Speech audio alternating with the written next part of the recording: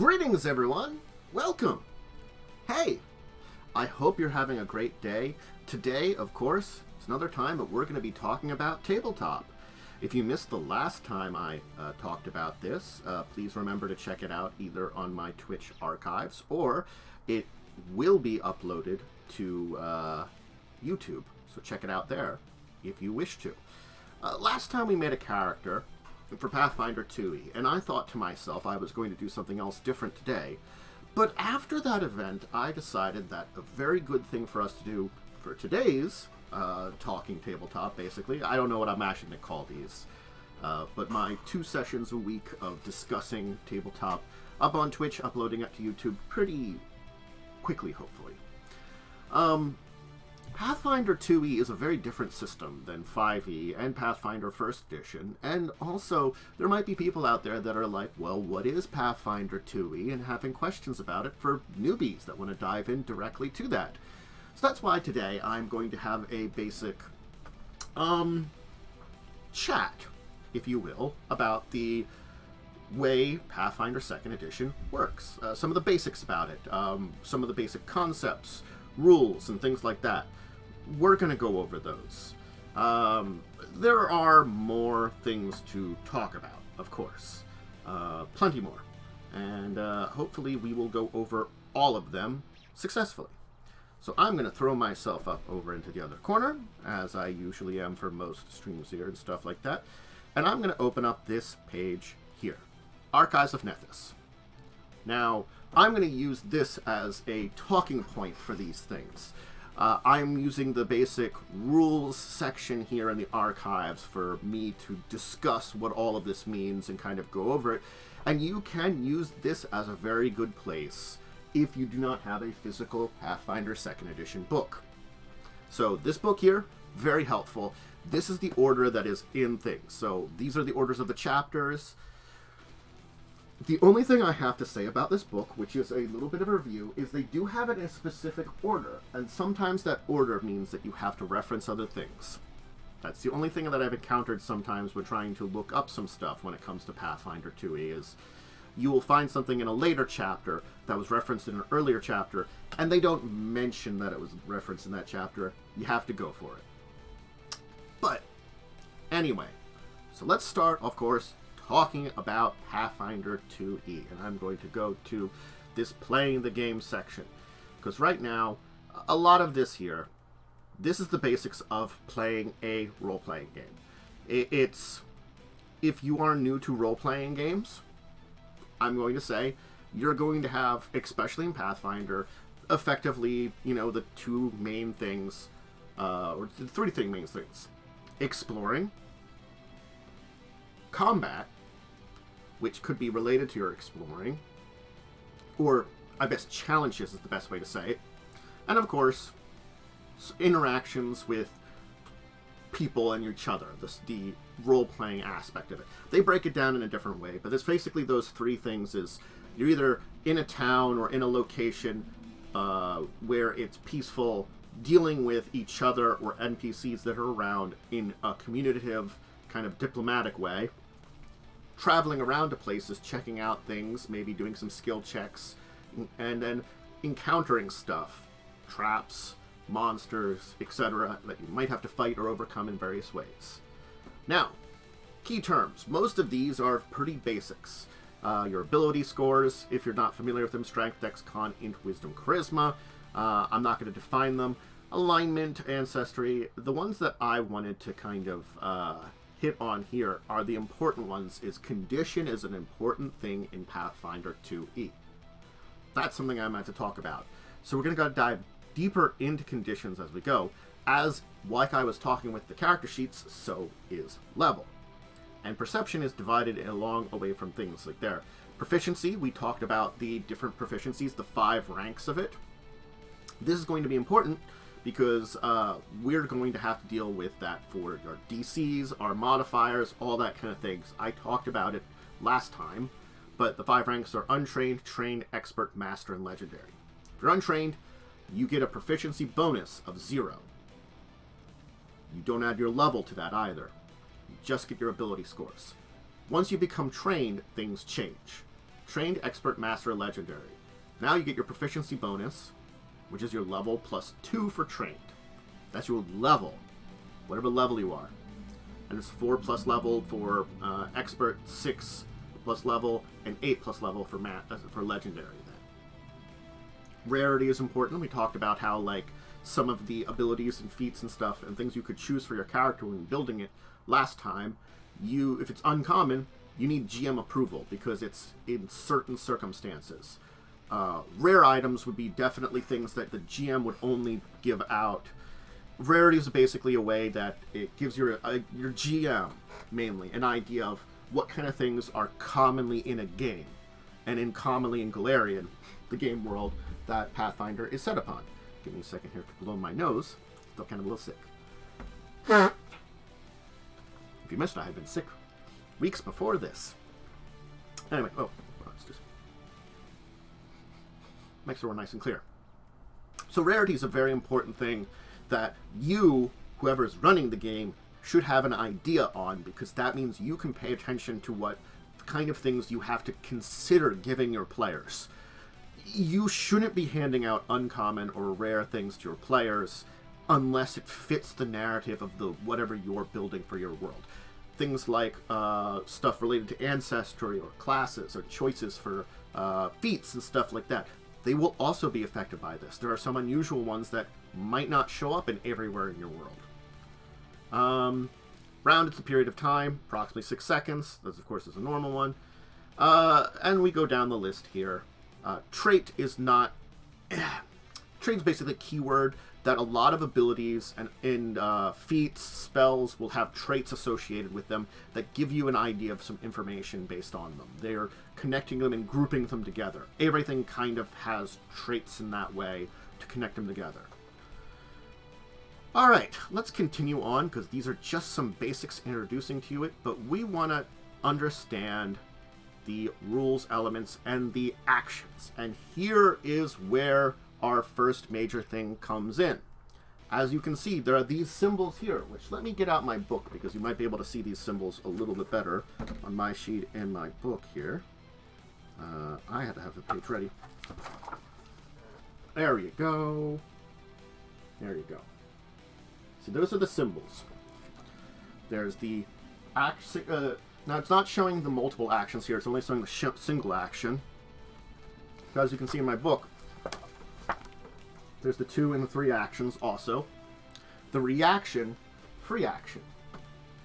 It does mention that the 2 action and 3 action symbols down here in the activities section when it talks about this. But effectively, this is a way to read how your feats, your special ability, your class abilities, any kind of ancestry abilities, spells, a little bit how they function. Most things will have this symbol if it's not an ongoing effect on you, because it tells you what you have to do in order to use it. The basic concept on a turn you would have in a more combat-related initiative is that you have 3 actions. 1 reaction per round. That means reaction on your turn, reaction up until it's your next turn. And then free actions, you can really only do 1. And after that, if you want to use more, you would have to kind of spend your actions to do it.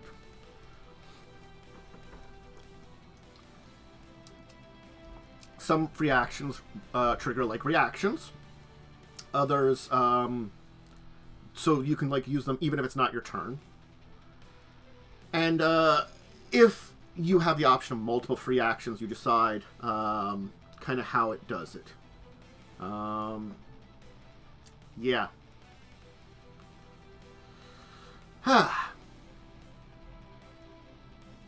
But the free actions you're only really supposed to have 1 of a turn, normally. So that's an important thing to say about free actions.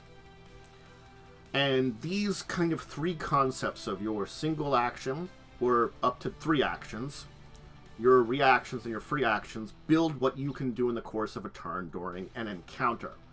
Normally most encounters are combat encounters, okay?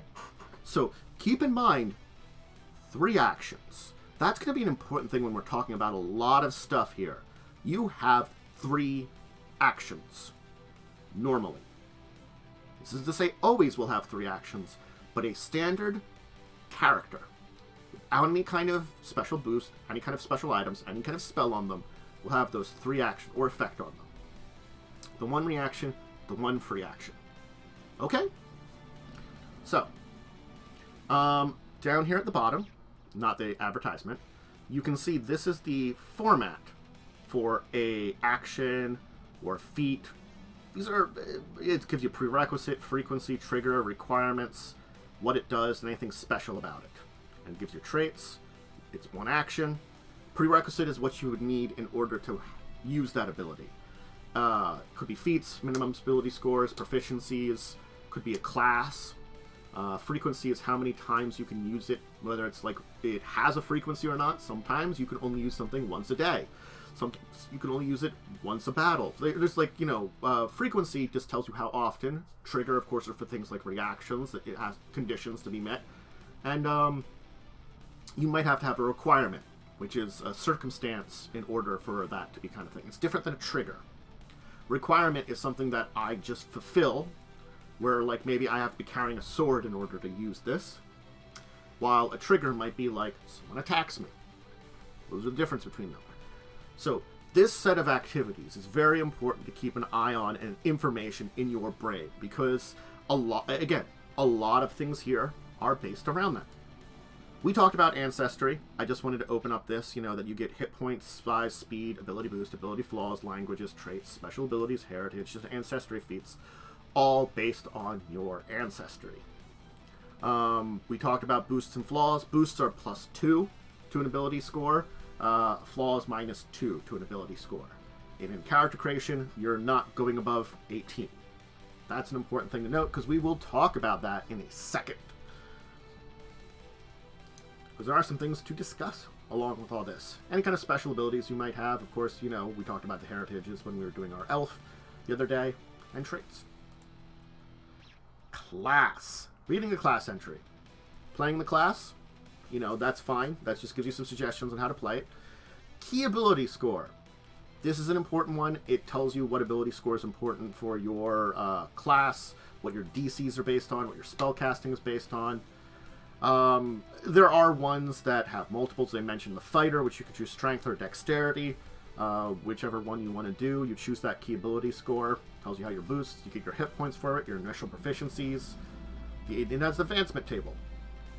Advancement table gives you things: class feats, skill feats, general feats, skill increases, ability boosts, ancestry feats. Okay, class feats. We did that before. At various levels, as your class, you get more class abilities chosen from the list. As you level up, you get more options to choose.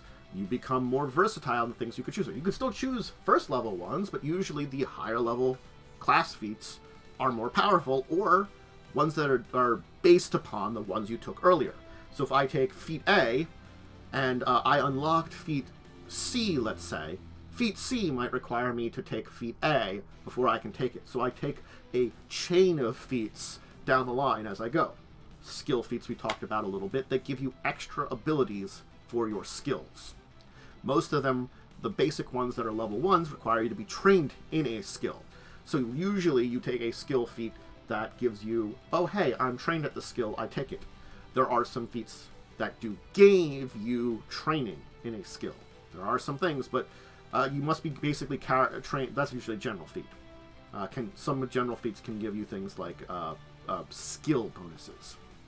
So you have to be trained in it. It gives you a new ability to use with your skill. General feats are, of course, skill feats usually are general feats. Not all of them, but a lot of them are. But there are also other feats. Like there is one that does give you a skill proficiency of trained, I think. There's a couple other ones that give you other small abilities that are extra character abilities that are separate. So again, most skill feats are general feats, but not all skill feats are general feats, and not all general feats are skill feats. So you want to take a look at the difference between them. Skill increase gives you an opportunity to increase your thing from trained to expert to eventually master and eventually legendary. So, at 3rd level, you can start taking expert.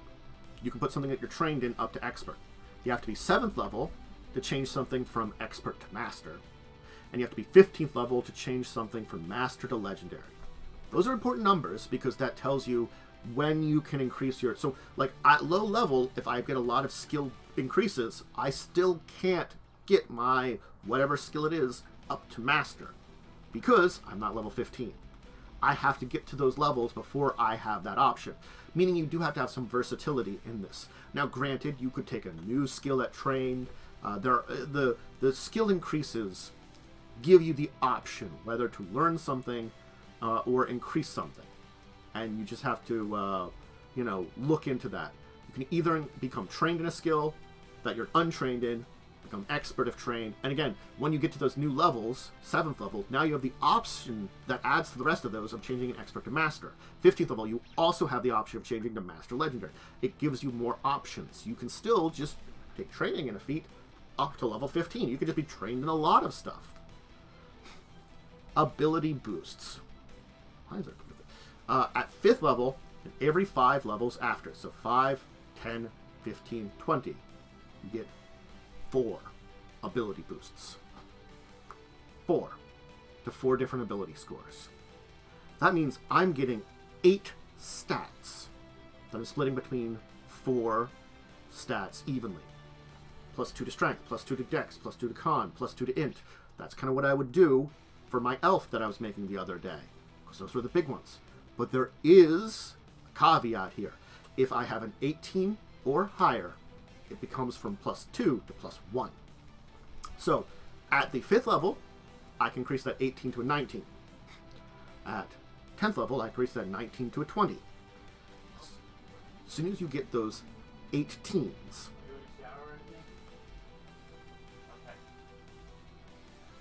it changes the way things work and makes it harder to raise it even higher. You have to kind of rely on that knowledge of it. And again, you can spread out these 4 boosts. That's a lot of ability score boosts that you get there. And then, of course, you do get more ancestry feats as you level. These are important things to know about your class and your leveling up. Key ability. We're going to talk skills for a minute. So this is an important thing because it says it such a way that, think of it this way. In 5th edition, certainly many of you are familiar with that, most of the time there's an ability score you use with a skill. But sometimes your DM can say, oh hey, use this ability score with it. It's the same exact way. If your GM, in this case for Pathfinder 2nd edition, says, hey, you're doing acrobatics, but you're doing it in such a way that you should use intelligence for this one, because though you're using your mind, you're kind of figuring out where you're doing it. Again, very circumstantial. That would be an interesting one. Maybe planning out an acrobatic routine or something that you can practice for such a reason, or analyzing a situation to figure out the most optimal routine to get a bonus. It all matters for your key ability score. Skill actions are just the same as normal actions. They, in general, give you the if it is a one action, reaction, all that kind of stuff for skills. Let's take skill checks and DCs because we're getting into sample DCs. And this is giving you an idea of difficulties of stuff. So, for your check, your skill modifier, your ability score, your proficiency, any other bonuses, any other penalties, untrained difficulty, meaning it's anything that someone could do untrained, is difficulty 10. Pretty simple difficulty. That's actually kind of comparable to 5th edition to a degree, if you're familiar with that. It's effectively saying that, like, the standard difficulty is kind of like a hit or miss. If you have no bonus to that, aka your ability score is 0, you should have like a 50-50 chance of being familiar with that. Morning one. If you're trained at it, DC 15, Expert 20, Master 30, Legendary 40. These DCs, think about Legendary though too. You're going to have at a legendary, if you are able to do a legendary, check. Traditionally, if I'm at a legendary skill level, I'm going to probably have like plus 28 plus my ability score modifier. Effectively still above a 50-50 chance without any other bonuses. So looking at these basic DCs in this chart gives you an idea of how difficult things are, for skills at least. The thing is, this gives you the same kind of idea about how much DCs should be in general. A lot of things will have DCs that will float around there, but you can kind of give yourself an idea on how the scaling works with the DCs right here with this chart. It's an actual important thing for a dungeon master or a game master to look at, but even for a player, it gives you an idea about where you should be when you're using a skill. I'm untrained at it, and I'm trying to do something that an untrained person can do. You know, maybe I've got a really good dexterity and it's a dexterity based one and I have like +4. Let's say I've got an 18. Hey, I have to roll a 6. I have a much better chance of it, but still. Of course, armor check is a thing. Secret checks are a thing. They're all things you might have to worry about. Let's go to skills, because there are general actions that skills can take. General skills. I wanted to briefly go over these, because these are things that if you're going to have to do general skills. I'm going to tell you now. General skills are stuff that you will be rolling, and the skill that is used for it will be determined by your game master when you roll it. That's the easy way of saying it. These are basically actions you can take that the skill that is used for it is to be determined. These are very nebulous ones, like decipher writing. Arcana for magic or science writing, occultum for exorcism, text, mysteries and things, religion for scripture, society for coded message. It's decipher writing is for like very strange text and stuff, and you can see there's the different skills they suggest here. It's a trained one. Earn income, it's trained. This is if you have things like crafting, lore, performance. It's a general one. You earn income during a downtime. Use a skill for that. Again, trained. Identify a magic item, depending on what one of the 4 groups of magic it's related to, which we will talk about in a minute. Depends on that. Learn a spell. Again, similarly. The ones I wanted to really talk about are, hey, this untrained one here, recall knowledge. This is an important one because it's effectively your knowledge checks.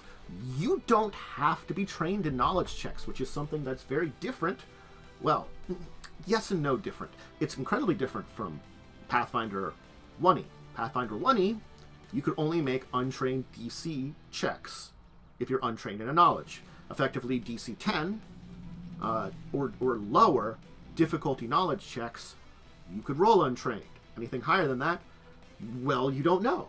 You know the basic knowledge. This one, you can know about that. And there are some things on here that we will talk about in a minute with critical success, and critical failure. We'll talk about what those mean, but you can get those. It's important to know about those. Just because I can roll it doesn't necessarily mean I should. I'm going to say that because of the critical failure, which we will talk about in a little bit here. That's a thing that you have to worry about. But this allows you, lore basically about a specific subject, all these things, know about stuff. It's a very helpful one. It's an action. I can do this during combat. I can be like, do I recall something about this monster we're fighting, or something like that. And then subsist, which is untrained. It's basically the survival check. And Tap Ley Lines is one that was introduced in Secrets of Magic. We're not going to worry about that. So, item level. This is a thing that we're not going to worry about too much. But know that most items have a level of 0. If I pick up a normal sword, level of 0. If I pick up a normal piece of armor, level 0. If I pick up a magic sword, well then, my magic sword has a level. What does this mean? Well, it deals with crafting. That's the main thing. The other thing is, characters can use items of any level, but items close to your level are items you really should have access to, whether you can buy them or not, because they reflect around your ability. So if I'm a level 5 character, I could use a level 20 sword. Now, that level 20 sword is going to be insanely powerful and overpower the game. But if I use a level 5 sword, well, it's my level. It's equivalent to me. I could probably use a level 6 sword, level 4 sword, and be just as fine. Kind of around there. You want the magic items that your players have to have that kind of level cap close to their level. You can go a little over, but be careful about that because it kind of bounces. So item level is really a GM thing to think about.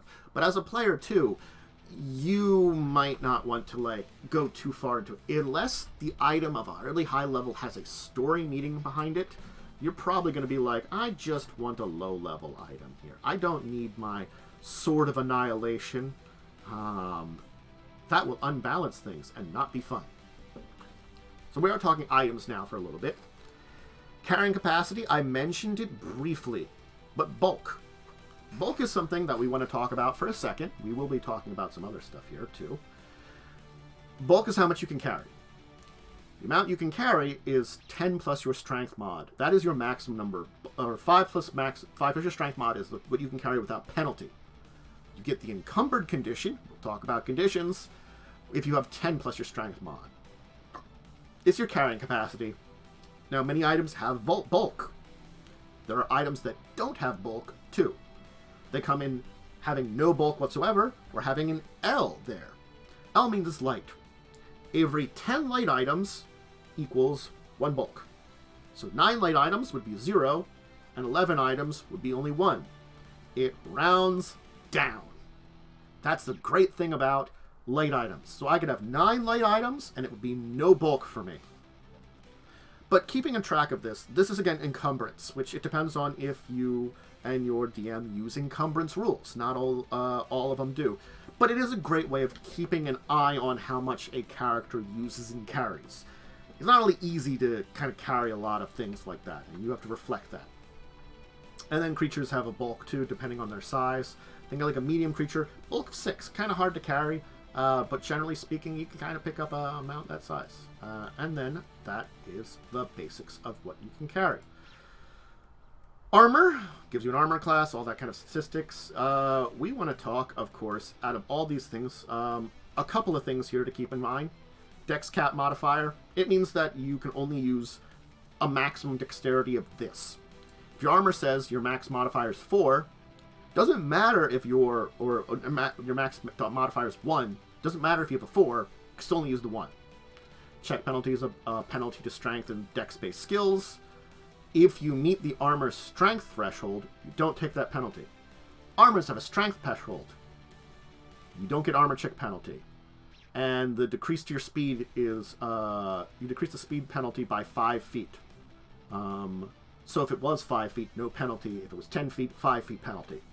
So basically, if I'm using plate mail, I don't have to have a really high strength to use plate mail.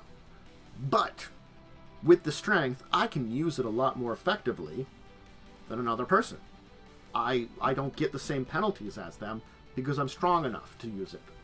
Armors of group, and there are armor traits. Let's talk about that for a second. I was going to click on here. Armor traits. Bulwark, comfortable, flexible, noisy. You don't really need to know about any of these. Noisy is just, it's, penalties to stealthing. Flexible is, you don't get penalties to acrobatics or athletics for armor check penalty. Comfort, you can sleep in it. Bulwark, you get bonuses to your reflex because it protects you from area things. That's it. We'll kind of go down here. I don't think there's any specific shield traits, but there are weapon traits, and we will talk about those in a second. Shields, AC bonus, hardness, hit points, and broken threshold. Because things like shield block, raise a shield. These actions means your shield takes damage for you. That's what shields do in 2nd edition Pathfinder.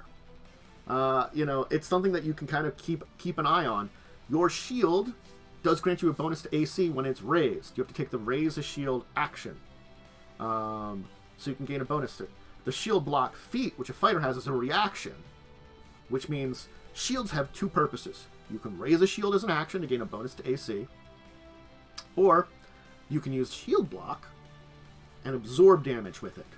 And then your hit points and hardness of your shield makes a difference.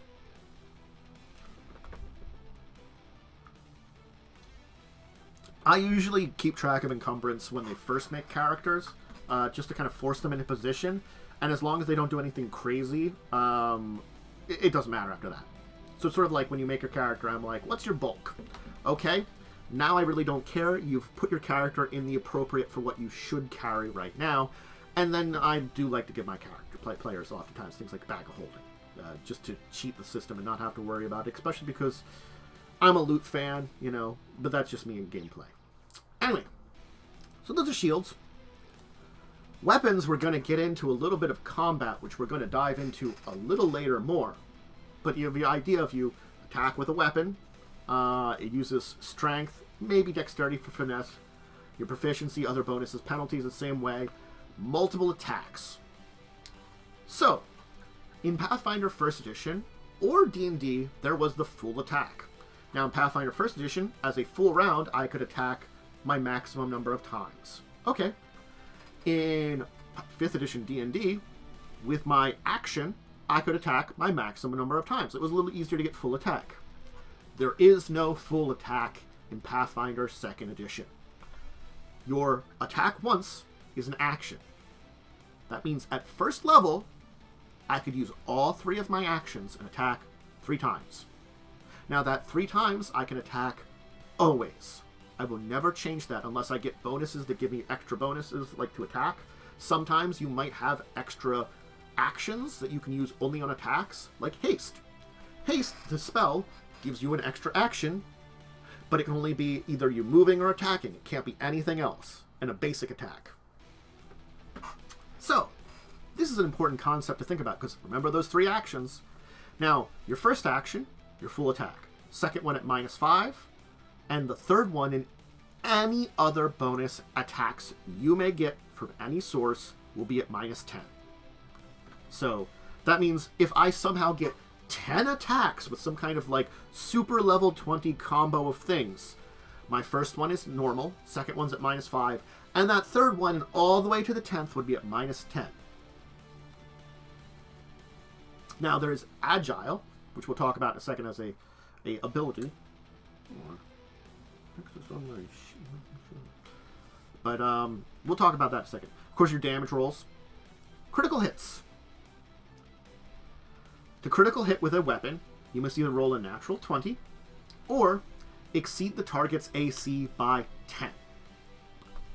There we go. Now we're different from Pathfinder 1E and D&D. Because not only does you critical on a natural 20, if you exceed the AC by 10, you also get a critical hit, and your damage is doubled.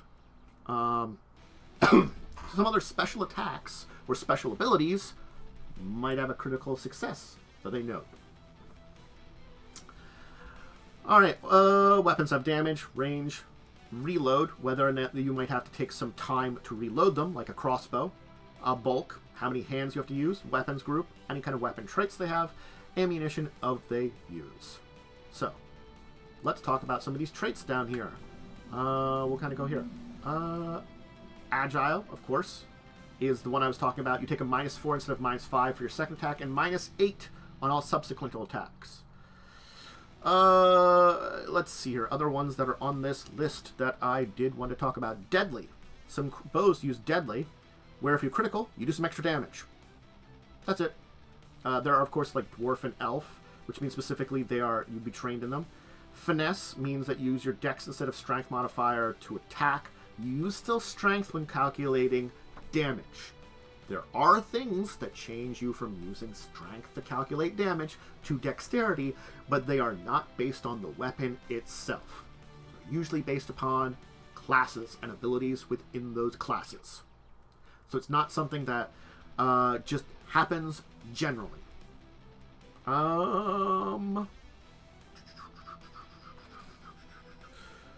Thrown, of course, it's thrown weapons. You can use your strength modifier to damage, just like a melee weapon. And that's kind of it there for thrown. Reload. Of course, you need to reload it to use it again. Reach, you have reach. Range is a range weapon. And that's kind of the basics of those special abilities. Let's go over a primer for spells. Hey! Now, we've talked a little bit about weapons. We've talked a bit about skills. We've talked a little bit about all the basic things you do. Let's talk spells here now. So, there are spell slots. You get those. There are also, which this is an important thing, which I probably should have opened up, traditions and schools. Which I should open these up. So there are 4 magical traditions. This is different than Pathfinder. This is different than 5e.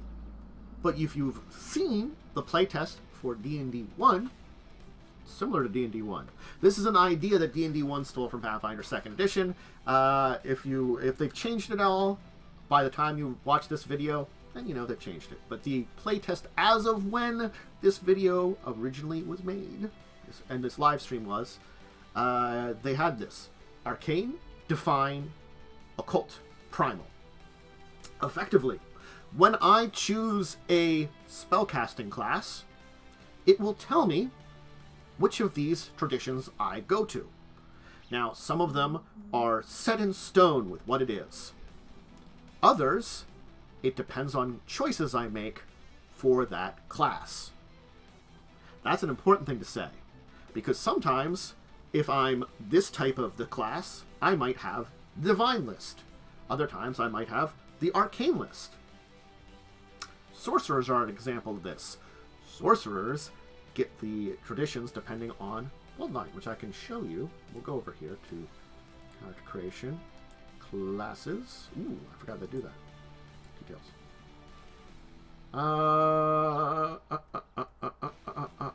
Bloodlines. So you get a bloodline.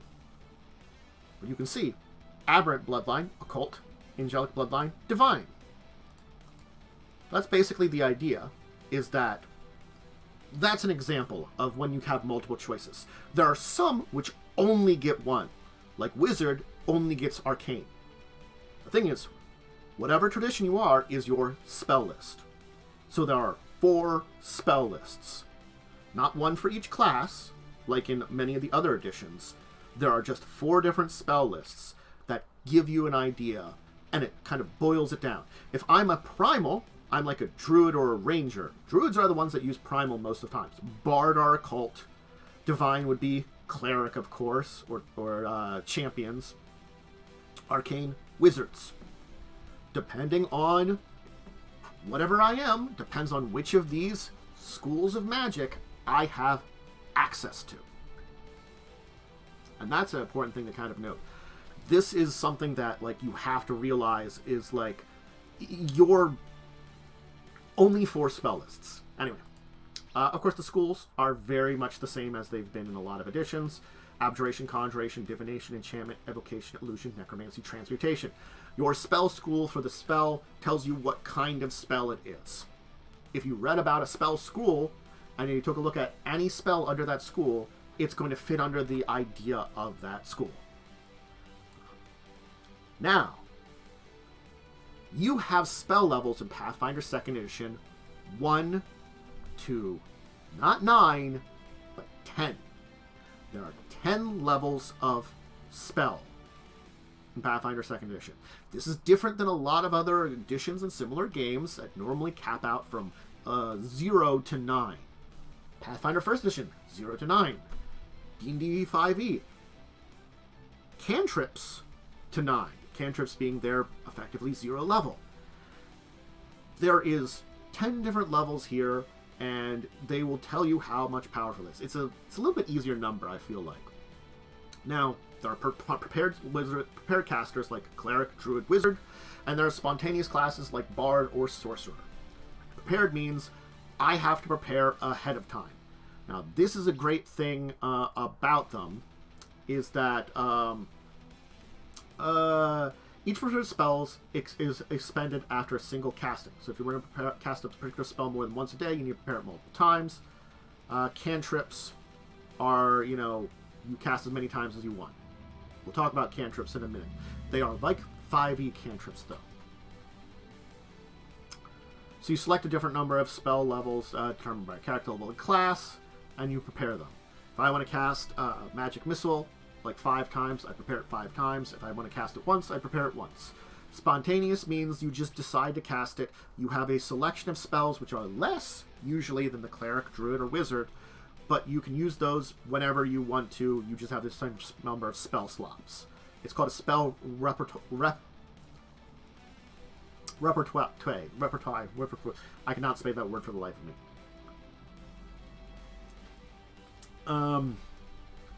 Heightened spells. Oh, now we get into a thing that is important to know. Spells oftentimes have an ability on them called Heighten. The example they give here is Fireball. It has Heighten +1 plus 2d6 damage. Meaning, as the example there, a 3rd level Fireball does 6d6, a 4th level Fireball does 8d6, 5th level 10d6, and so on up until 10th level. The thing about heightened spells, whether they be for prepared or spontaneous, is you have to have that spell. If I want to cast a 1st level Magic Missile or a 5th level Magic Missile, those are 2 different spells. Think about that. 2 different spells. Now, for most prepared casters, that might not be a problem. You're a wizard, you can put new spells in your spell book. Certainly, it might be a disadvantage that, I use my spells I gain per level to put a spell in that's a 5th level Fireball. But, because of the nature of wizards, and the same for clerics and druids, they have the spell list. So you can just prepare at a higher one. Spontaneous casters, now you have a problem with spontaneous casters. Because I have to pick up my precious small amount of spells on my repertoire with spells of higher levels. That's why spontaneous casters have signature spells. Spells that they choose, which, if I choose, let's say Magic Missile is my signature spell, I'm considered having Magic Missile of all 10 levels. You have a limited amount of signature spells you can use and choose. When you level up, you can change those. That's an important thing, too. Every time you level up, you can change your signature spells, so you can look and see what spells you want signature. And maybe I might only need to have a 1st level version of a spell and a 5th level version of a spell, because maybe that spell at 5th level gets better. So, effectively, I can maybe have both of those and not have to worry too much about it, because their differences might be big. And also, good thing about those spontaneous casters, they can get rid of old spells and replace them. So maybe I only need that 5th level, I don't need that 1st level anymore, and I can wipe it under the carpet and replace it. But it is important to know that, yes, different level spells count as different spells. So my 3rd level Fireball is a different spell than my 5th level Fireball. And they do different things. So, pay attention to Heighten. But there's one thing that Heighten doesn't matter for, and it heightens. Cantrips. Cantrips are your 0-level spells if you're Pathfinder 1st edition. Your cantrips, exactly like they are in 5th edition, you cast them at will. Now, the difference is, in Pathfinder 1st edition, well, cantrips don't change. They're the same as they always are. 5th edition D&D, well, they usually get better at 5th level, but after that, they drop off, but they're still there. They're still something different. Cantrips are still at will, any number of times per day. And the great thing about this is, many cantrips have a heighten. You heighten a cantrip to half your level, rounded up.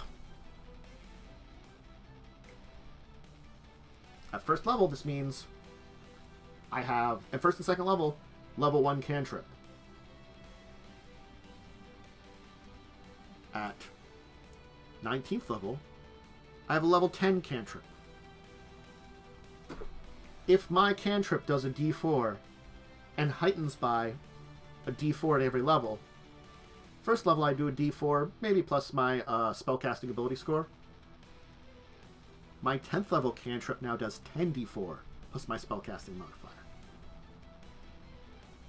The damage will scale with you leveling. The abilities of your cantrips will scale with you leveling. And you only have to know the cantrip once.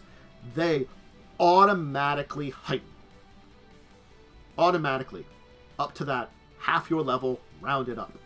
You notice here, this is another time where rounding matters and it gives you a bonus. This is half your level rounded up. Similar to the bulk when we were talking about it with the light items, always round down for having light items for your bulk. So most spellcasters, it means like, the spell level you can cast, which is your highest level spell slot you have, will be equivalent to what cantrips you can cast. That's a good thing to keep in mind, because most spellcasters at 3rd level would get their 2nd level spells, etc., etc., etc., up to 19th getting their 10th level spell slots.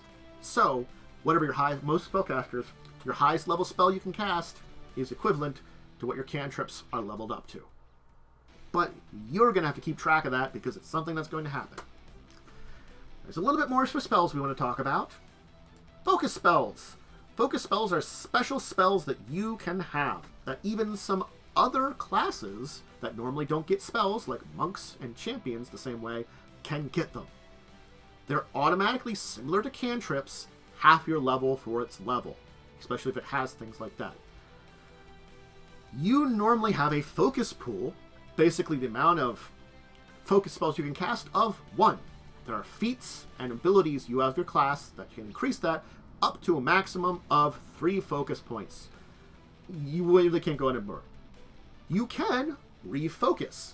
If you take 10 minutes, you can regain lost focus. You can see this here. The refocus thing. Spend 10 minutes performing deeds to restore your magical concession.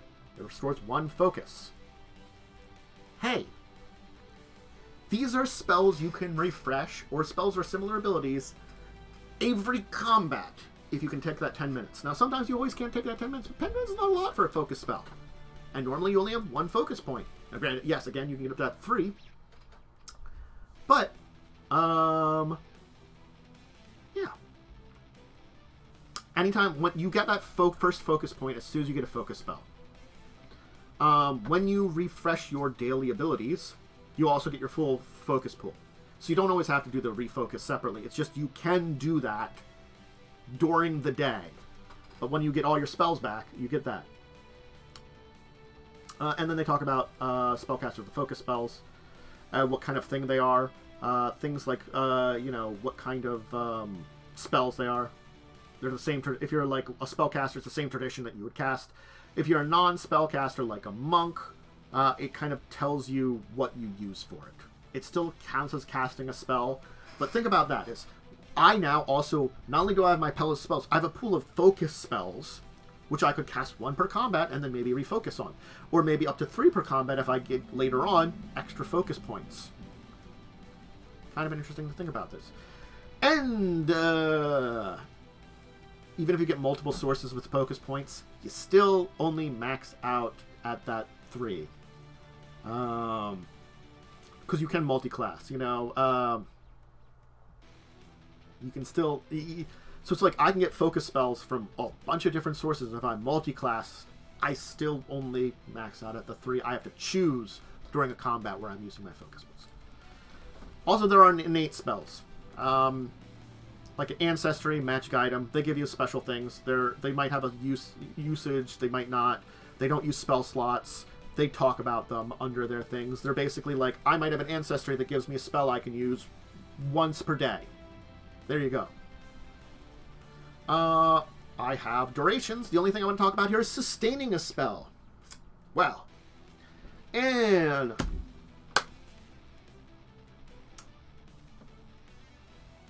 Pathfinder, I can only concentrate on 1 spell at a time. And though I can do other actions, as long as I don't do anything to break that concentration, I can do it. I might have to make checks to maintain that concentration. In 5e, you can have one concentrated spell and not cast any others. They changed a lot of more things used for concentration. Now, if spell's duration is sustained, at least until the end of your next turn, it's sustained if you take an action. And the requirements to use the sustain a spell actions, you have at least one spell with the sustained and you're not fatigued. So you choose a spell with the sustain effects. Duration considers next turn. You can't sustain a spell for more than 10 minutes, 100 rounds, and then it ends. And they might mention also other durations for the sustained spell. Some of them don't have the 10, they have others.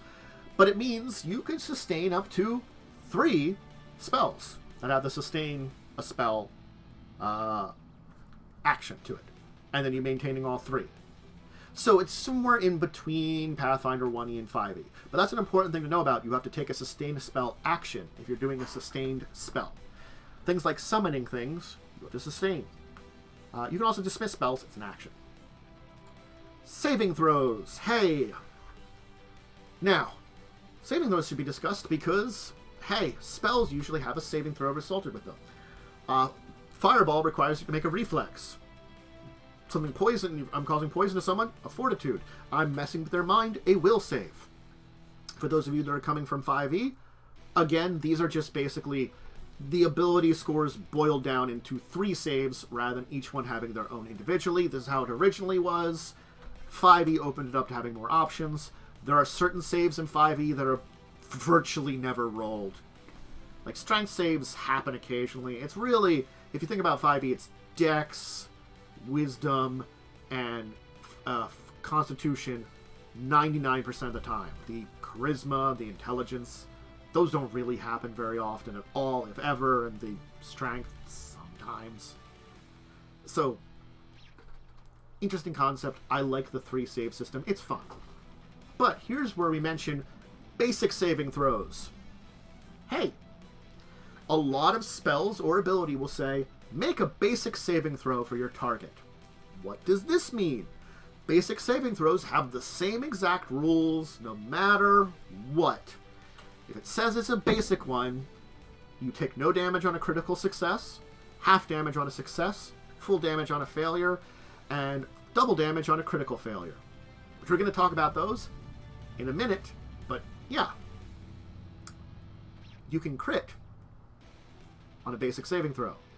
You can also critically failure, succeed, and so it gives you an idea of that. There might be more to that, but if it's basic, that's what it means.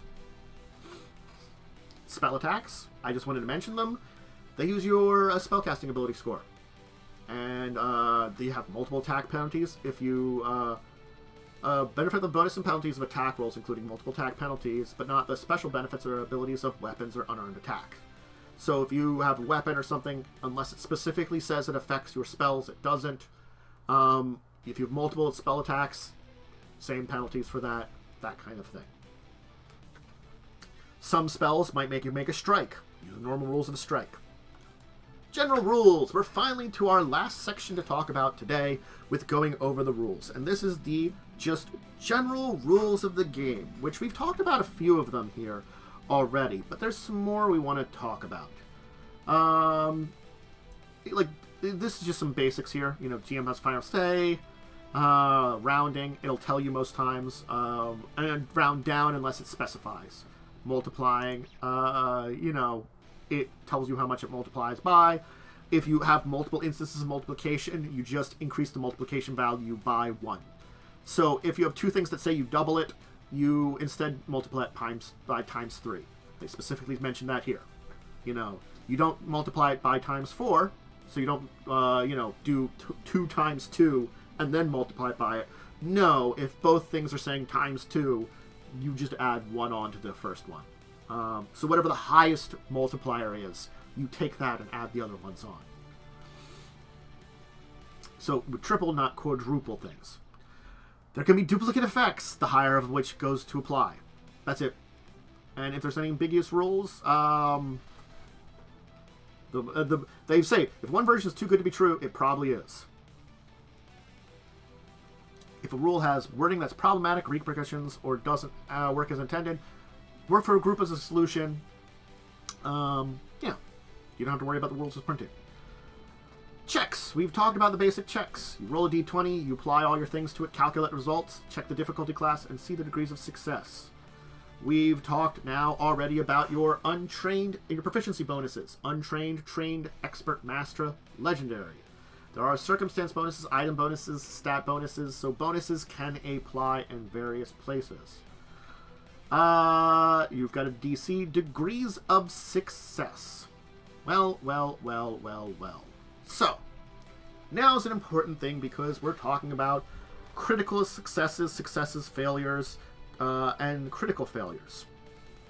I will tell you, not all checks will have these 4 things. Some checks will only have success and failure. You're going to assume that most results are going to be those. If a check mentions it has critical success or critical failure, then that check has critical success or critical failure. Only if it does. A base save mentions all 4. You might have a spell which only mentions success and failure. This means, if it doesn't say it's a base save and only mentions those 2, it doesn't have a critical success, it doesn't have a critical failure. Or at least not one that's different from what it would be. This is an important concept to understand. Again, most times you are going to consider critical success, critical failure. So,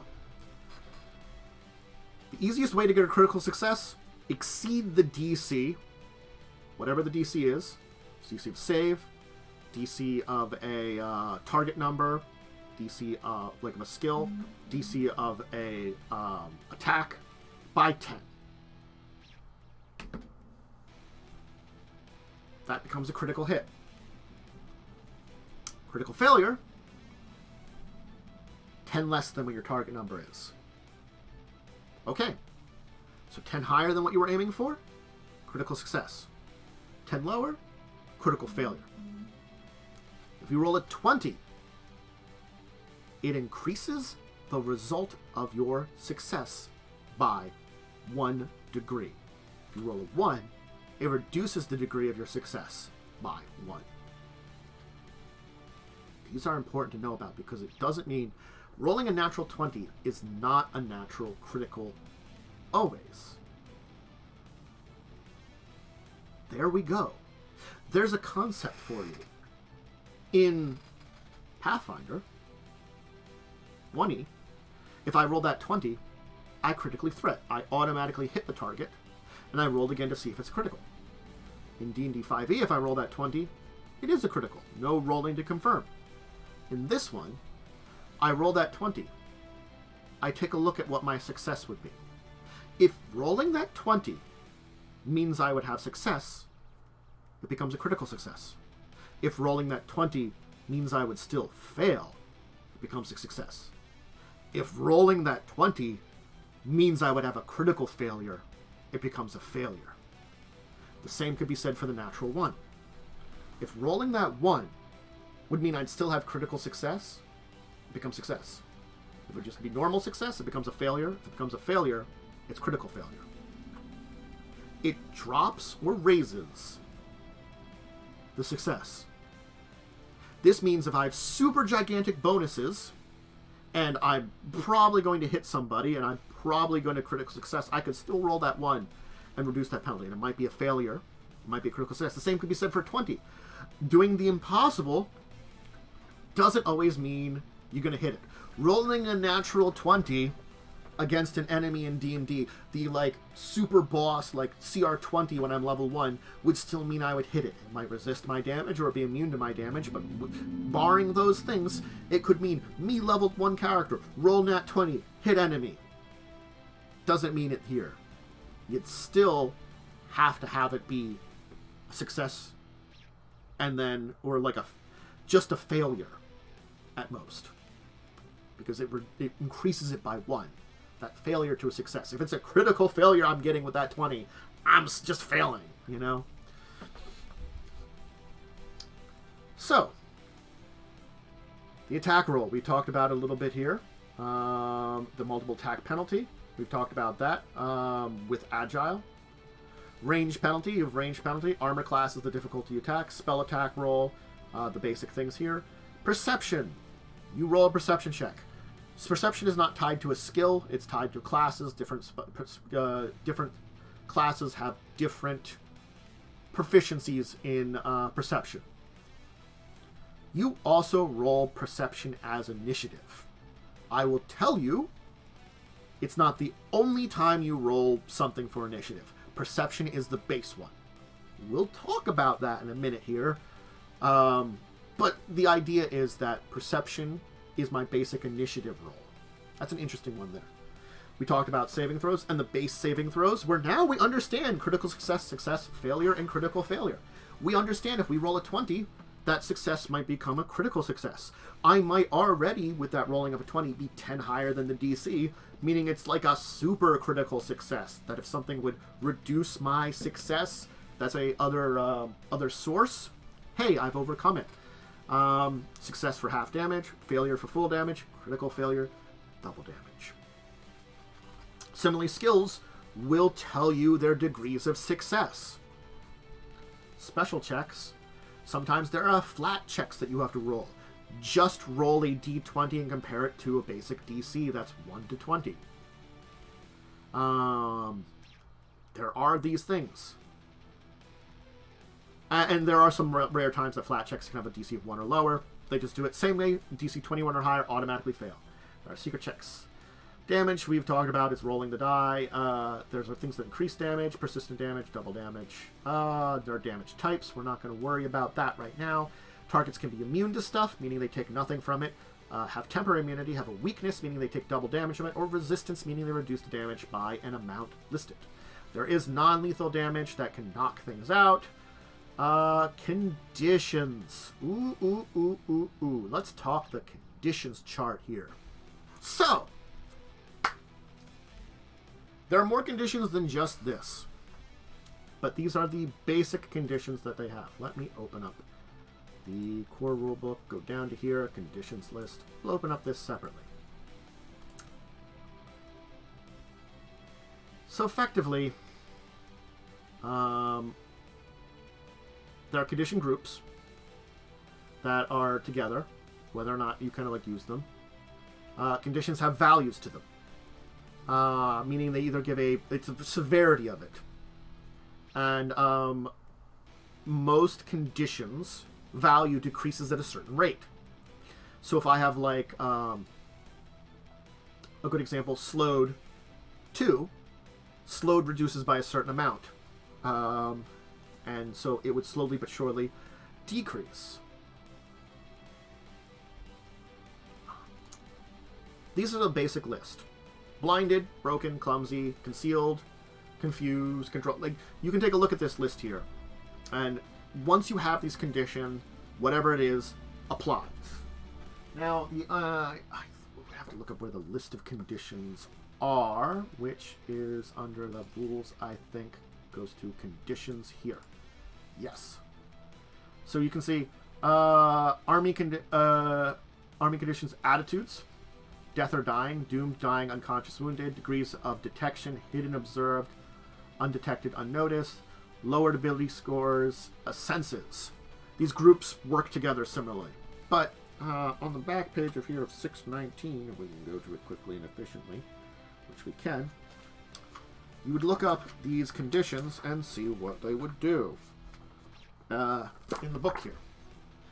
And again, there's this place here under the rules that gives the same thing. We'll just show here that I'll go to slowed because that's a good one to look at, one that goes down. You have fewer actions. Slowed always includes a value. You regain your actions at the start of a turn, reduce the number of actions you regain by your slowed value. Because slowed has an effect at the start of your turn, you don't immediately lose actions if you become slowed during your turn. Yep. So That's the basic general rules about it. And effectively, your reduction to slowed kind of goes over time. Most of the time they will mention it. Conditions can be override with worse conditions. The big thing about this, and the big thing about this entire list is, conditions are a big thing in Pathfinder 2nd Edition, even more than 5th Edition and Pathfinder 1st Edition. A lot of things that affect your character are conditions. And certain conditions may lead to other ones. Like Encumbered gives you Clumsy 1, which is another condition. Concealed can still be observed. It talks about these. The ones that are related, you have to understand how they're related. Things like concealed, observed, undetected, unnoticed. Understand how these are related. And they are. The senses were invisible, deafened, dazzled, concealed, blinded. They're related. The dying ones, doomed, dying, unconscious, wounded. They're all related, these groups. And all these conditions, you have to pay attention to what conditions you're getting. And you as the GM also have to pay attention to what conditions your characters have.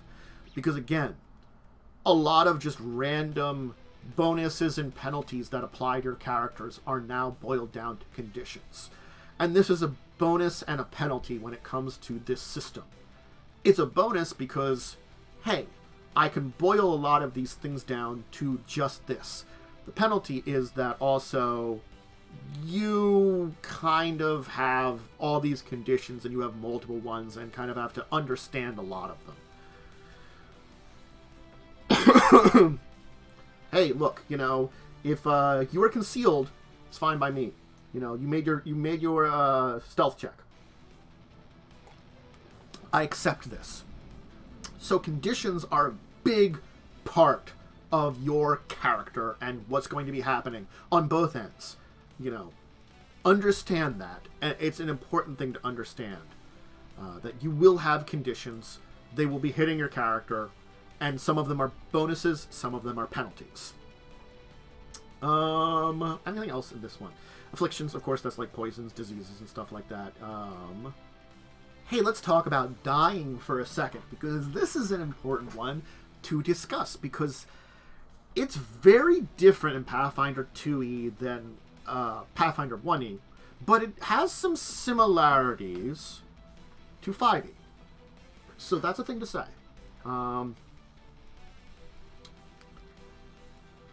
When you reach 0 hit points, you're dying. That's the easiest way of saying it. You've reached the point of dying. You really don't have negatives like Pathfinder 1e has. You're similar in this way to 5e. But there are some differences that make Pathfinder 2nd Edition's dying a little bit different. You are unconscious, so you're knocked out. You know, you might get the wounded condition. But how it is once you reach 0, you get wounded or dying 1. So dying 1 means you are one step closer to being dead. That's the easiest way of taking it. If you take damage while you're dying, you know, you get more dying conditions. If you get critical while you're dying, it increases by 2. Normal hit increases by 1. It's important to talk about your wounded value. I'll talk about that. On your turn, if you are dying, you can make a recovery check. It is a flat DC check of 10 plus your current dying value. It's a recovery check. So this is the important thing here.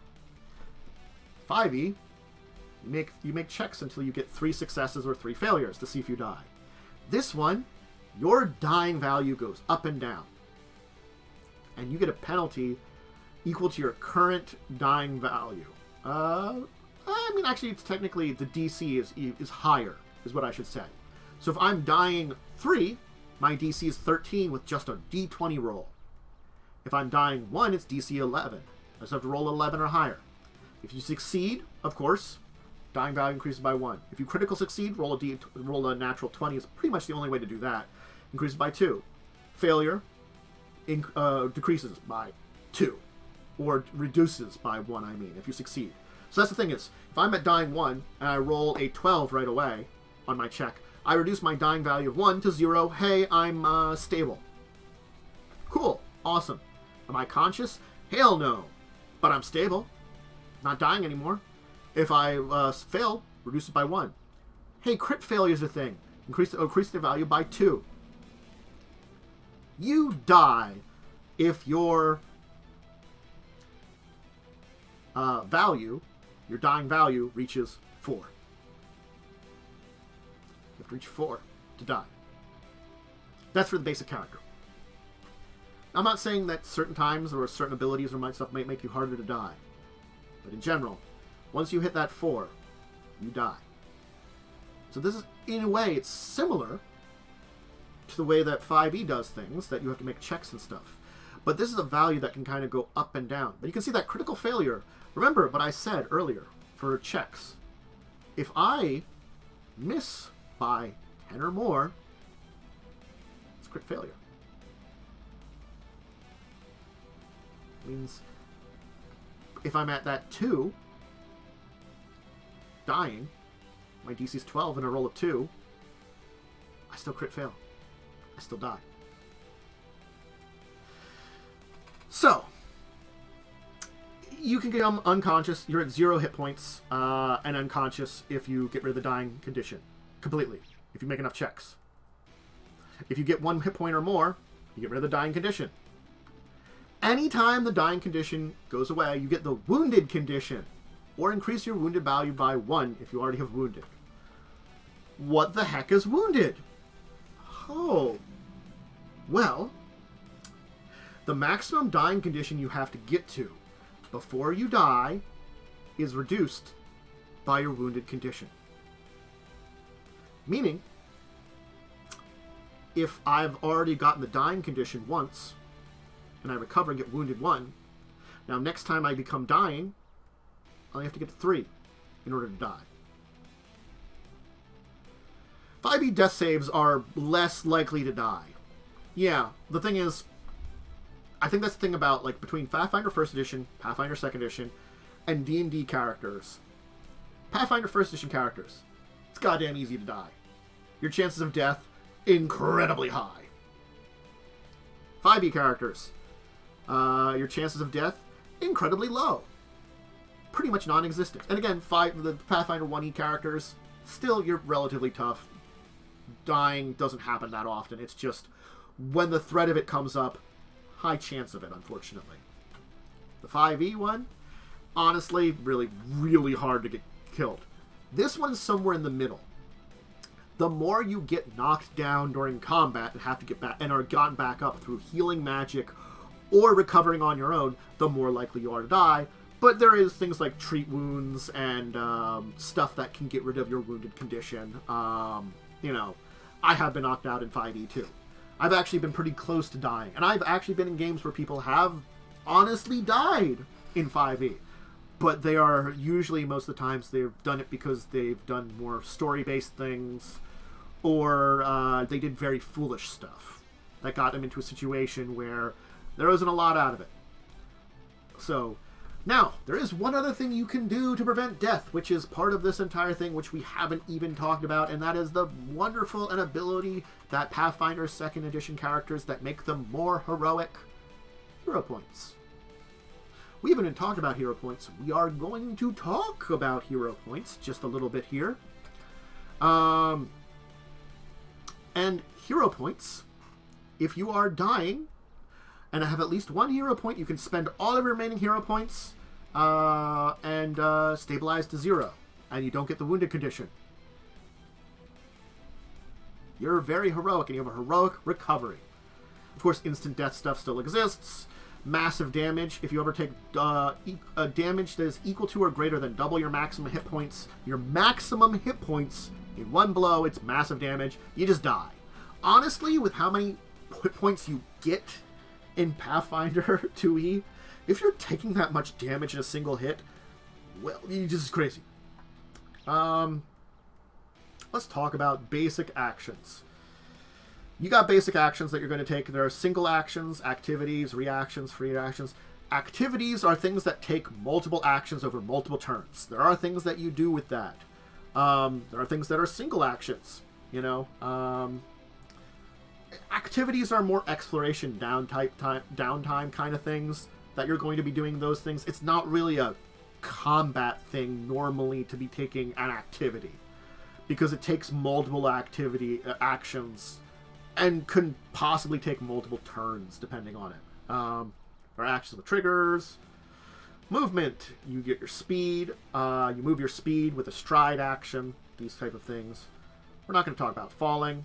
We're not going to talk about... I mean, when your GM's trying to kill you. Hey, Pathfinder 1e and Pathfinder 2e are both really good systems. I mean, honestly, 2e feels closer to 5th edition, so if you're familiar with 5th edition, I would recommend 2e. 1e is the culmination of every older edition of D&D up to and not including 4e, because 4e was such a departure. But it does include some stuff that was taken from learning from 4e. Pathfinder 1st edition is that culmination of all the older systems. And it's a pretty good one. But it is a complex system and a more deadly system. God, I'm not going to talk about the observed, hidden, noticed, and detected. It's conditions, and they're just weird. Anyway, hero points. Let's mention hero points. They only last for a single session. This is an important thing to say. You get a hero point at the beginning of your session, and when you perform selfless daring or actions beyond normal expectation, a heroic deed. A heroic deed does not necessarily have to be good. That's an important thing. Certainly, selfless actions are oftentimes good. But daring and beyond normal expectation are things that any alignment of character can do. So you can still be, in a way, heroic, just heroic to your alignment. You can only have up to 3 hero points at a time. You lose them at the end of your session. Use them in your section. There are 2 ways to use hero points. They don't count as an action. You can spend hero points on behalf of your familiars and animal companions. Those are important things. You can re-roll a check. Take the second result, whatever it is.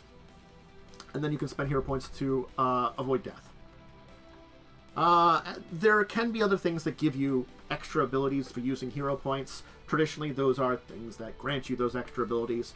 But you just have to remember, you can use it to re-roll something, take the result, or to avoid death. And you get them per session.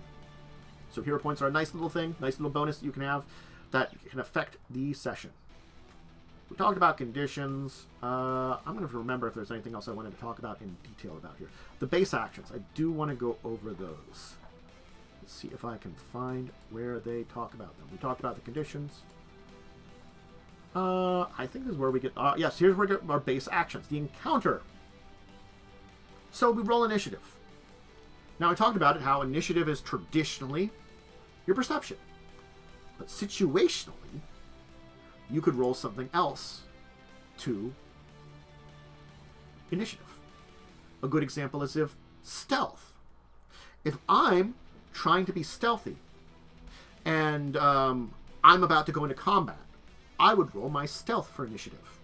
Like, I'm about to go ambush some people. They don't know I'm there. I roll my stealth for my initiative.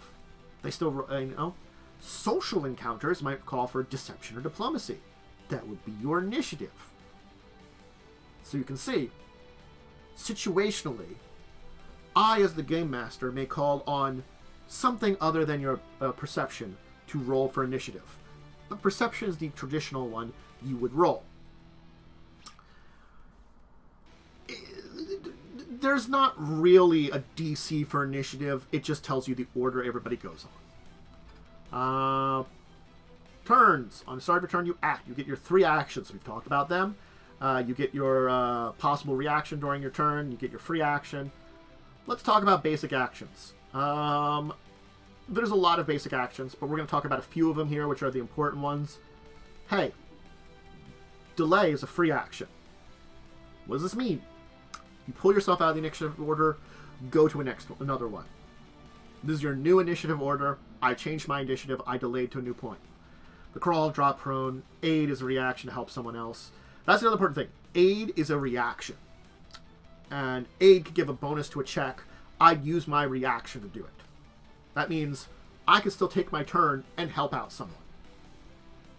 Escape, interact. Certain objects require an action to interact with them. That's opening a door, things like that. Play around with an object. So rather than a free open of a door in 5e or a honestly full action that would a standard action which would take up your turn in Pathfinder 1e for opening a door or your possible move, this one of your 3 actions can open a door. Leaping is jumping. Ready in action is 2 actions. That's where you set up to have a reaction to something. Basically, readying is preparing a reaction that's not normally a reaction kind of action. You can pause, and it's 2 of your actions, so it means you can do one thing and then ready something. So the aid action, thank you for your asking there, this is the perfect time to talk about it, is you granted +1 to a check. The typical DC is 20. But for harder or easier tasks that the person is doing, I, as the GM, may adjust this. Effectively, it's sort of like you want to do something to help out, whether it's a skill check or attack roll. I give you the DC 20, you roll it, you give them +1 check to it. You have to remember, I talked about this when I was doing my character creation on Tuesday. Pathfinder 2nd edition is the system of small bonuses. Small bonuses make a big difference in the system. So +1 is actually really important. Now, if you critical success, it's a +2. If you critically fail, it's a -1. Failure doesn't do anything. So you see, this is one of those ones. It doesn't mention failure because failure doesn't matter. If I fail, cool, doesn't do anything. Now, if you're master with a skill that or if you're master with an ability, whether weapon or skill or anything else that you have reached mastery level with it, you provide a +3 bonus. If you're legendary, +4 bonus. Again, these are if you critically succeed. If I'm a legend at stealth and I help my friend with stealthing, I give him +4. But yeah, readying action. It's trying to explain it in the easiest of ways. Like, the thing is, the important thing I have to say about all of this is it's relatively simple, but it's kind of hard to understand some of these concepts until you do them. I can talk about these and give you a basic idea of where to work from, but this is certainly a system, having played it a couple of times and run it a couple of times myself, that actions speak louder than words, because a lot of it just becomes basic as you use it. You have to understand the base concepts, which is what I'm trying to help you with here, and then just, then you do it. And a lot of these are very similar to what you would do in other editions. Hey, seek, it's an action that I can take to perceive something. Sense motive, it's the same thing here. Stand up from prone is an action. Step, making 5 feet that doesn't trigger any actions like reaction of opportunity. This is similar to Pathfinder 1st edition. In Pathfinder 1st edition, I could take a 5-foot step and not provoke attacks of opportunity. Yeah, we're kind of going over the basics now. I'm trying to give you the crash course of the entire thing. This is an important thing that's different than in 5e. If I move away from an enemy, I get an attack of opportunity.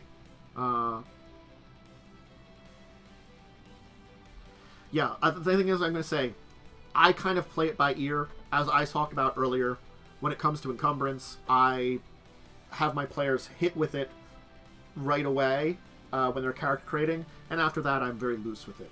It's sort of like, use it as a guide to not over-encumber yourself to begin with.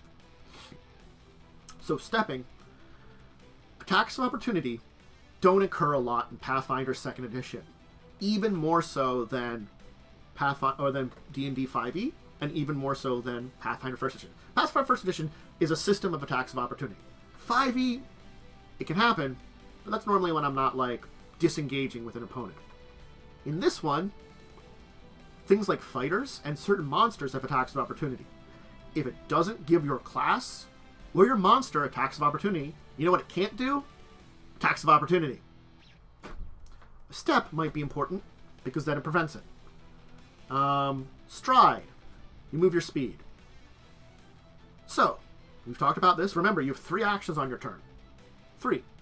And as you can see, most of these are 1 action. It's got the little symbol right here for 1 action. As I looked at over here, there's the symbol for 2 actions, for ready. That means I could move my speed 3 times in my turn. 3. If I wanted to. I'd take up all of my actions, but I can do that. Strike. Here is important, because though I can still roll failure and critical failure, on a strike, there is no penalty, normally, for failing or critically failing. And a strike, this right here, is your basic attack. Meaning I can attack 3 times in a turn. Strength 6 is pretty low. Think about that. We talked about this earlier, that you can do those 3 attacks in a turn. But, if I critical, I do double damage. If I succeed, I hit it and do my normal damage. If I fail, I miss it. If I critical fail, I miss it. There is no threat in this game to making all those multiple attacks. Because this is something you have to think about here. Like, if I'm like, oh my god, critical failure, I have to get 10, I have to miss my target by 10. Why would I ever make my 3rd attack, which is at -10, in a turn? Because there is no penalty to critical failure. Not normally. There is optional stuff that your DM could put in, but then your DM is being a complete dick. Granted, I think the optional thing is if you roll a natural 1, there's a critical fail thing you can do. I had someone that did that. It's awful. I would never do that. When I was in a 2e game. But in general, you get bonuses for hitting with a strike. No penalties for it. And again, there's some special basic actions, which you can take a look at these. These are things like, grabbing an edge as a reaction if you're falling off a ledge. You can have reactions in an encounter. Hey, attack of opportunity. If you have one, they talk about it here.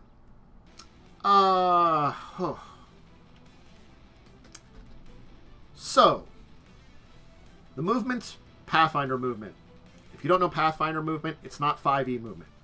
Effectively, if I'm on a map where I have a grid, in 5e, I can move all 8 directions on that grid, and it counts as 5 feet. Same with diagonals. In Pathfinder, if I'm doing diagonals, it goes 5 feet for the first, 10 feet for the second diagonal. And then 5 feet for the third, 10 feet for the fourth. And so on and so forth. Basically, every other diagonal I would take in my movement is 10. And that is per set of movement, per turn.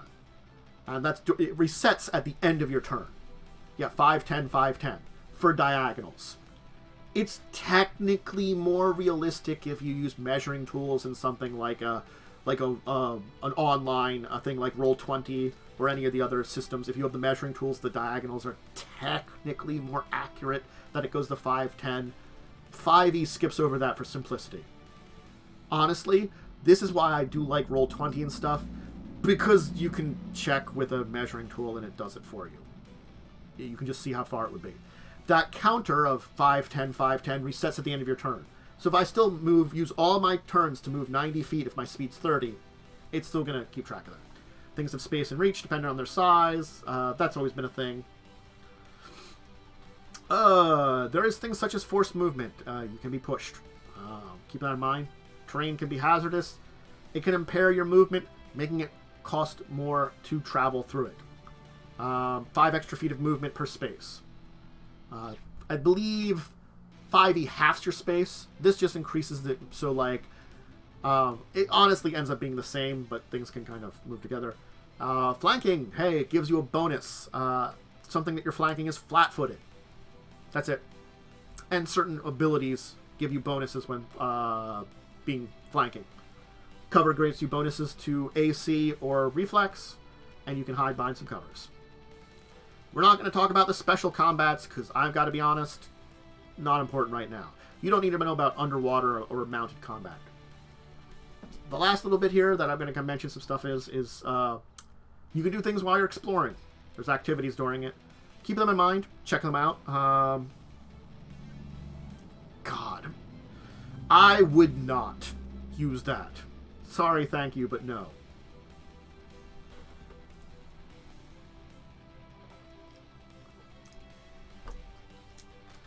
See, you know, I might have been nice enough to be like, when I flew across, be like, okay, throw me a rope. I'll see if I can tie it to something. But you know, that's if they couldn't figure something out on their own. Hey, when you rest, once every 24 hours, you can take a rest, typically 8 hours, where you regain your hit points equal to your Constitution mod times your level, minimum 1. So that sounds terrible. I'm going to tell you that there. But there is a lot of healing in Pathfinder 2nd Edition. We'll talk about healing now for a moment before I finish up. Okay. Yeah, I mean, being new's fine. In D&D 5e, I take a long rest. I basically heal all my hit points and half of my used hit dice. We don't have stuff like that in Pathfinder 2nd Edition here. Because there's an important thing here. The medicine skill is actually really, really, really, really, really, really powerful in this. Now, you have spells that heal you. We're going to talk about the medicine skill because that's the last thing I should talk about because it is powerful. Anyway, you recover a certain amount of hit points, minimum equal to your level. If you have a high constitution, times your level. Okay. Spellcasters regain all their slots. Prepared spells prepare their spells for the next day. Focus points come back.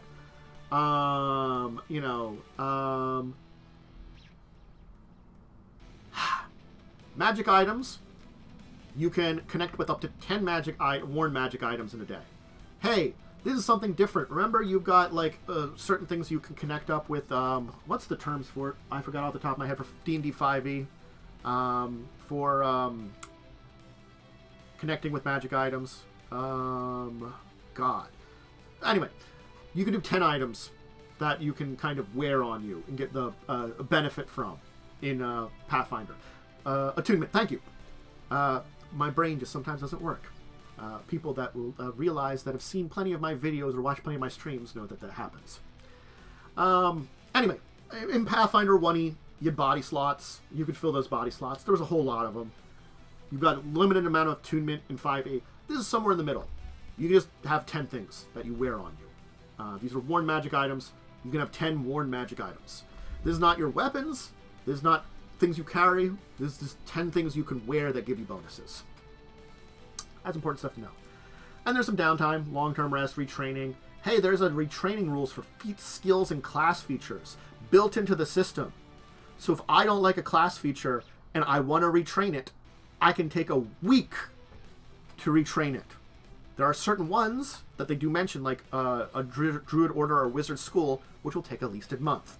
But if I have that month and I'm like, I've been an enchanter for a while, that's what I kind of got into. But our adventures here have really told me that my enchanting abilities aren't really helpful. I want to retrain myself to be an invoker to really help out the team. Hey, let's take a month and I retrain myself. Feats, the same way, you can take some time to do it. You can trap a skill. You can trap and you retrain feats for the same type. Skills. You can, again, change them around. So retraining is a very important part of downtime at activities. There's long-term rest, regain. If you're downtime, you spend an entire day or night resting. You recover all of your hit points. If you spend an entire day resting, day and night, you recover hit points equal to your hit points times con modifier doubled. Again, there's still a limit to the amount of hit points you have. Anyway, I'm going to open up skills here because it's important we check out skills. That's under character creation. Just navigating Archives of Nethys here. But I think we've gone through all of our rules that we're going to talk about today. And let's go to medicine. Oh boy. Now, this is all part of healing. So, we talked about dying. It's an important part to talk about healing. certainly, we talked about resting and healing through resting. You get some hit points back, not a whole lot. Magic spells or abilities that a character might have. Hey, they could heal you. Your cleric could heal you up. Your druid could learn some healing. Occult spellcasters can learn some healing. That's a good thing to note. So occult and divine casters and primal casters can all learn some healings. Arcane casters, you're SOL. First aid. Hey, you can stabilize someone. You can stop bleeding. Cool.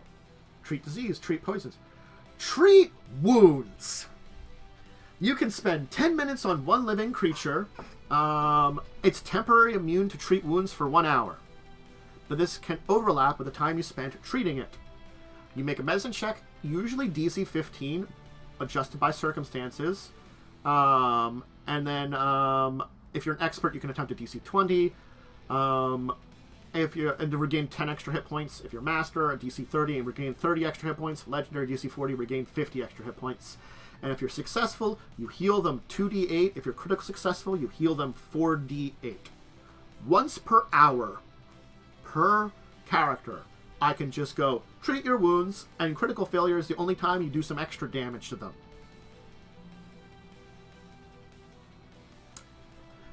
I was playing in a Pathfinder 2e character game. Our cleric took a bunch of skill feats for medicine, and they rarely had to use spells to heal us.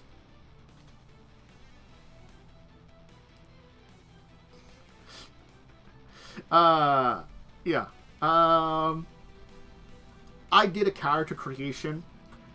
Don't worry about it too much right now. What I'm planning on doing for character creation is not have like a big... I did a walkthrough kind of where I made a character. That, if you want to check that out. I am going to do specifically little scripted videos for my YouTube channel. That will be the basic walkthrough of character creation that might help people out. I'm planning on doing that. But... basically, if you take like the first one should be enough, hopefully, to walk everybody through the basics of character creation, and then I'll go into details for a little bit of a series. I'm planning on having that out within the next coming out soon. For those of you that are watching this, it's going to be out on my YouTube, and it's been out on Twitch before then. But so the idea is, honestly, treat wounds is really great. You're going to be treating wounds for people a lot. Think of magic as emergency healing if I'm going to be doing a lot of stuff. But if I've got 10 minutes, within an hour, I can start healing people and getting hit points back to them. So, you have to be holding healer's tools or wearing them and have a free hand. And that's about it. You regain people hit points that way. So, it's a very different system. Your medicine skill, having someone with it, is going to be very important. You know, your natural healing, not a lot, which kind of makes sense. You don't heal everything back in natural healing. Magical healing, great for emergencies, but use up spell slots. Treat wounds as a skill, and medicine as a skill, has become something that is really interesting, and I really like the way they've done this with healing, because it makes sense that, you know, medical attention is the most important thing for healing up your character's wounds and battle scars and stuff like that. Keep it in mind. So, I think that about hits up our basic walkthrough on Pathfinder 2e, the rules. I hope everybody kind of got an idea of everything. And as I said, there's a lot to Pathfinder 2e. Much more than 5th edition. Not nearly as much as Pathfinder 1e. You know, Pathfinder 1e is a lot more of a complex system, but again, the basics kind of work the same. In this one, there is a skill and knowledge necessity for Pathfinder 2e that you have to kind of take some steps for. But the thing about it is, once you understand those concepts, it's actually relatively easy. You just have to kind of hit on what it means. And again, experience, I feel like, for 2e is a lot better for it too. You know, it helps a lot.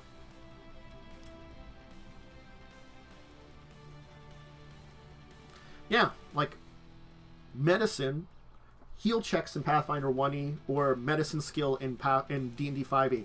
They do some stuff, but they've never been as important as in Pathfinder 2nd edition. And it kind of like, it makes up for, you know, you're not resting a short rest and using your hit dice to heal up in 5e. No. But during a short rest, 10 minutes, honestly, your cleric can patch you up. And maybe I've taken medicine feats for skill feats that I can patch up multiple people at once. Or maybe, like, if I do, like, a critical success, not only do I get the bonuses, I get super bonuses or something. You know, all these different things. Or, like, once a day per person, I can, as an action, patch you up for some quick triage. It's sort of like, give me a second here. You're good to go for a little bit better. Now, I can only do that per person once per day, but that means I can just be like, bam, you're good to go today. Bam, bam, you're good to go today. I love the way that they've developed certain things in Pathfinder 2. You know, we talked about a lot of this stuff. We talked about the basic concepts. The 3-action system is really cool because the 3-action system means that you have to tactically think how you're going to use your 3 actions. Can I use this one to move? Do I have to open this door? How many actions does this spell take? Oh, I have enough to cast this 1-action cantrip with my other spells. I have 3 actions. I can cast 2 spells. I could cast 3 spells if they're all 1 action. It doesn't say I can't cast multiple spells. Now, there are some rules for casting multiple spells. There are actually some rules for it. But it's all action-based. Yeah. I think it is classes. We want to go to Wizard.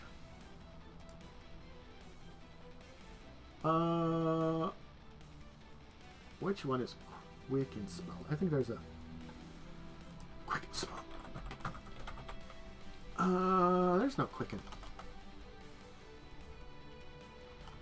Metamagics. Yeah, there's metamagic spells, stuff like that.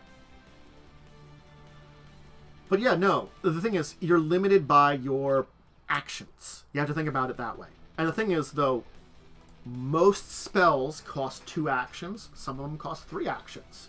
There are very few that cost 1 action. But there are out there. So you can mix and match spells. I have to remember the exact rules for the spell casting. It's been a while since I mastered spells.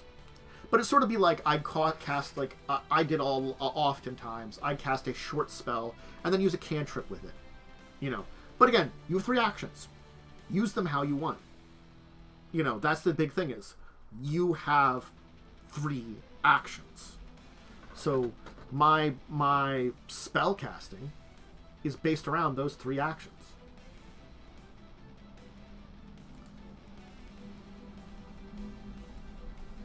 And what I'm doing with those 3 actions, again, depends on what I want to do. It's very tactical. Like, again, you also have a free action and a reaction, but you just have to know when to use all these and where it's appropriate. Because, again, like, you know, you can run into those situations where you have to, like, when can I do this? When can I not do this? Yeah. Number of actions, list a spell slot. As soon as I actually complete, the spell effect occurs. Some spells are reaction-free actions, you know? Yeah. There's metamagic, which affects it. You can be disrupted or lost from different things. Yeah. Again, you just have to find 3. Again, 1-action spells are oftentimes small boosts. But the action system, very interesting. Healing system, very interesting. The dying system, as much as it is more deadly than 5e, it's still less deadly than Pathfinder. It's also very interesting. They made a lot of really cool choices here that I really like a lot, and I do recommend just checking them out. Oh, I'm sorry. I forgot about one thing that we can kind of add in here. Rituals. So, there are ritual spells. They are their own thing. So yes, some of them you can cast as normal spells. You learn rituals separate than your spell list. And then once you have those rituals, some of them take a while to cast. Others, again, you can cast as a short action for, like, reduced ability. Yeah. So rituals are definitely a really cool thing that they kind of added in, where you kind of learn them separately. They even count as your limit for your spell appetize, or you know, they usually have a cost association with them. You can have bonuses to help you out, and you know, their effect is dependent on how many characters level, or like how powerful it is. But yes, rituals. Did they have where the rituals are in here? I have to check where the rituals are in this list. Oh boy. Oh, spells and rituals. Hey, there we go, rituals. I wanted to get to an example ritual. Yeah, most of these rituals, they're like, they separated them out. Like, things like, there are a lot of spells which, you know, again, you know, detect magic, because this is just cantrip then, or something like that, you know. But, like, you can see, like, awaken a portal, or like Heartbound. There's some like interesting rituals in here that you can learn and use. Far less confusing than Mass Effect 5e. I haven't tried Mass Effect 5e. I knew someone that did, so I can understand if it's a very confusing system. I played Star Wars 5e, and I gotta tell you, I played a Sentinel, which was Sentinel's the worst of them all to play. Star Wars 5e was a little extra couple levels. I definitely would put this is an easier system to learn. But let's throw me over here. Over top of this one here. Let's back over here for the finale over here. I hope everybody has enjoyed learning stuff here. Has anybody any questions right now? Like, this is where I'm kind of at the Q&A. If you've got any big questions that I can try to help you with, we can talk about them before we kind of end for today. I gave a 2-hour primer on Pathfinder 2e. Like, again, like, I would recommend, you know, easier said than done, but you can get the book, the PDF. If you're really interested in Pathfinder 2e, usually a really great way is to wait kind of around, usually a couple times a year. I can answer that, though. Yes, is the quick answer. What effectively you can do as rogues is there are rogue feats where you can take... there's a rogue feat, Minor Magic. And you can get eventually more rogue feats for more magic. So it's closer to what was in the original, but there are rogue details. There are different paths you can take. A rogue's racket. So Eldritch Trickster is a racket you can take. Also, which would give you more like an arcane trickster. They call it Eldritch Trickster. Think about rackets as like your archetypes. Now, granted, you don't have to be an Eldritch Trickster. You can take the Minor Magic feat and get some rogue feats, which give you some magical abilities too. Like you manage to learn a few tricks up your sleeve. You're not really diving deep into magic. What Eldritch Trickster does is you choose a multi-class archetype that has Expert, Master, and basic Expert and Master spellcasting feat. So the Magical Trickster, basically, you get the Magical Trickster feat. It tells you what he does in your racket. That's the easy way of saying it. You know, all classes have something like an archetype. They call them different things. Like the rogue has your rogue's racket. You know, you sort of like the kind of like, you know, your job you kind of went into, your reputation in the criminal underworld, you know, or, you know, the way you did things. Bards, for example, because I played, my big character I played up till like level 10 was a, where is it called? Your muse. Your kind of like philosophy. It could be a deity, it could be a particular creature, it could be philosophy, it could be a captivating mystery, and the way you muse over it was one of those things. Like, you know, I did multiple muses. I did like that because that gave me options to different things, which was kind of cool. So it's like I think I was a polymath maestro, or was I enigma? Because there's also like a warrior too. But it basically, like, you know, sorcerers have bloodlines, wizards have their classes, witches have their patrons, you know, rogues have their rackets, all the clerics have their kind of domains they go to, champions have their own thing. All of them have their own kind of archetype that you're going to be going into that gives you some extra special abilities, but doesn't prevent you from taking any base feat, but gives you options for some extra feats or abilities you could take beyond what it gives you too. Like there were a couple of bard feats that when I had to be a polymath to take, you know. Oh yeah. It's a cool system. It's an interesting system. And, you know, as I said, Archives of Nethys, the website I was using, which I'll just throw this link into chat here, and I will throw the link into the description when I put this up on YouTube. Archive of Nethys is your best resource for just, it's got everything on it. If you've ever checked out, there is a D20 PSFRD that was for Pathfinder. There is a second edition version of that. I don't like it as much as the Archives of Nethys when it comes to second edition. I use the PSFRD D20 for Pathfinder first edition. These are good references because this is basically everything that's in the game up online for free. You know, right there and then, I have given you a website which has all this basic stuff, and you can go to a billion tabs looking into it. And again, if you want to get the physical book, cool. I have a physical book. I got it years ago. I have the PDF of this. I got this through a Humble Bundle because Paizo, the company, they will usually a couple times a year have Pathfinder and some of their other systems humbles. And so honestly, to get a PDF of the core book, you could probably spend like $5 and get the PDF when it's up on Humble. You know, for if you want it cheap, or you could spend a bunch and get a couple other books and stuff like that too.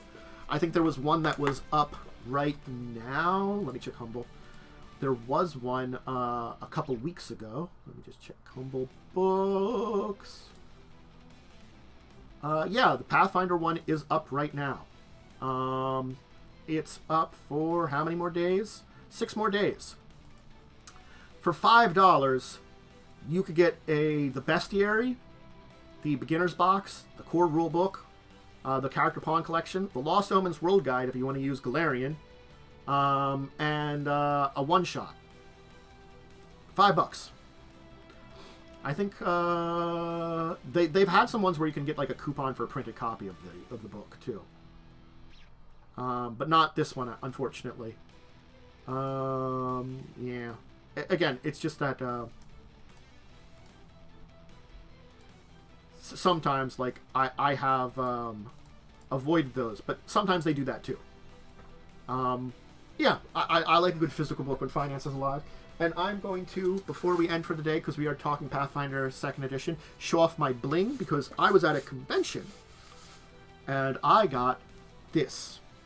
The Special Edition Pathfinder Bestiary for 2nd Edition, and the only reason I got it for the price, for slightly cheaper than the normal book, was they accidentally brought these. A box of these, instead of normal bestiaries. And it's a convention, they had to liquidate. Last day of the convention, they were on sale for like, I think it was 75% of what the normal price of a bestiary would be. I got the special edition. It's really cool. It's got like little tassels and stuff and a really nice book. So I always liked that I got that. That was really cool. That was one of those reasons I like going to tabletop-related conventions, other than for work, because I do work there. I think I should end today's episode before I blabber on more.